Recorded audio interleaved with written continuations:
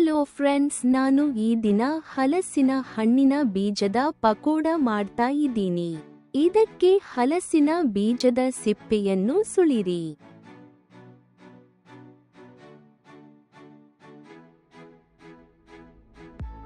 ಸಿಪ್ಪೆಯನ್ನು ತೆಗೆದು ಹಾಕಿ ಅದನ್ನು ಬಯಸಿ 20 ನಿಮಿಷದ ತನಕ ಬೇಯಿಸಿ.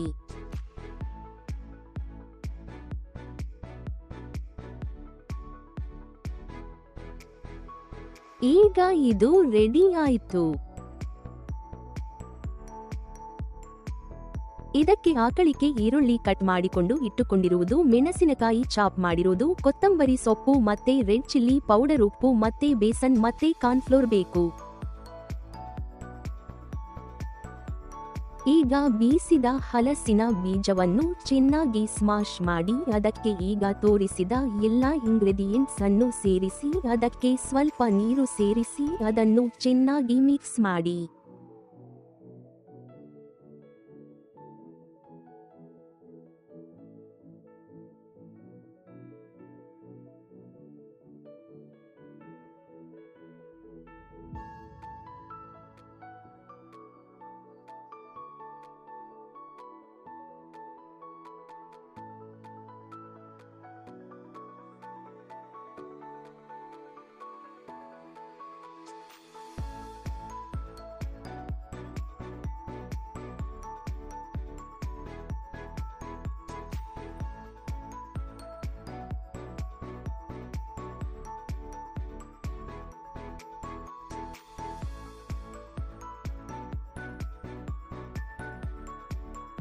ಇದನ್ನು ಈಗ ಕಾದ ಎಣ್ಣೆಗೆ ಬಿಡಿ ಮತ್ತು ಅದು ಚೆನ್ನಾಗಿ ಡೀಪ್ ಫ್ರೈ ಮಾಡಿ.